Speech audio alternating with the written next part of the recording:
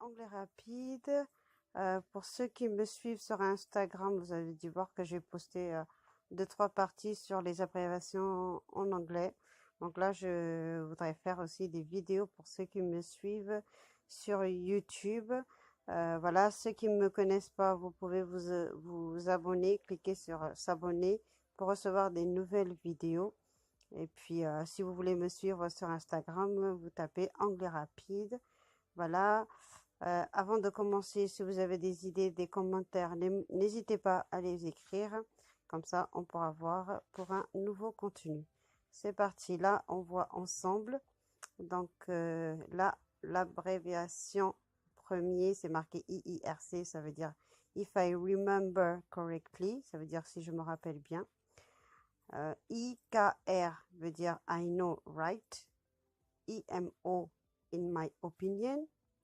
IMHO. Donc ça sert les abréviations quand vous écrivez, par exemple, je ne sais pas si vous êtes en cours ou quand vous envoyez un SMS. Hein. In my honest opinion. Donc vous avez la traduction. IOU. Pardon, je dis en anglais. IOU veut dire I owe you. Je t'en dois une. IRL, in real life. JK, pardon, just kidding, je plaisante.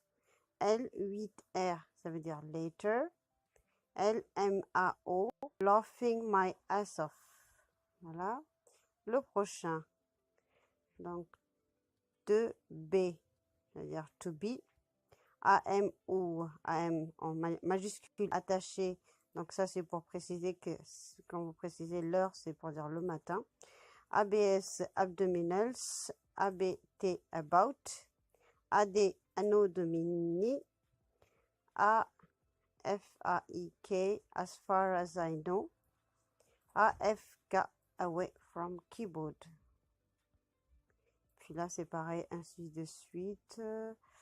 Je vous lis la colonne en anglais pour savoir les prononciations. Donc, deuxième colonne au milieu, c'est call me, see you later, see you tomorrow, see you later, see ya, cover your ass, download, do it yourself, don't worry.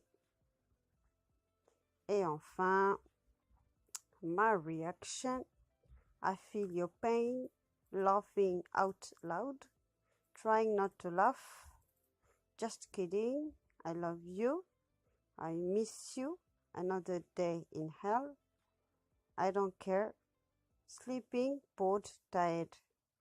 Donc voilà, si vous voulez plus d'abréviations, vous pouvez taper abréviation en anglais, vous trouverez toute une liste sur Wiktionary. Donc voilà, après, vous n'avez plus qu'à vous amuser.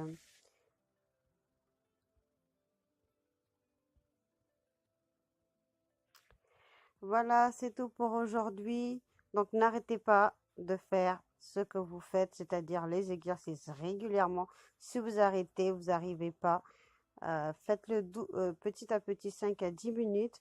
Mais si vous arrêtez complètement, vous reprenez tout à zéro, ça c'est plus difficile, vous serez plus motivé.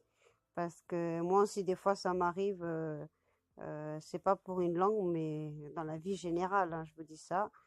Vous êtes plus motivé, vous mettez de côté, c'est fini après. Toujours avant de vous coucher, 5 à 10 minutes, jetez un coup d'œil sur ce que vous étudiez, soit les verbes irréguliers, peu importe la construction de grammaire ou de conjugaison. Faites toujours petit à petit et vous progressez, vous verrez le résultat.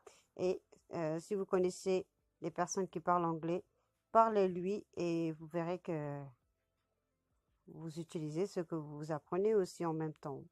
Voilà, bon courage et à la prochaine. Au revoir.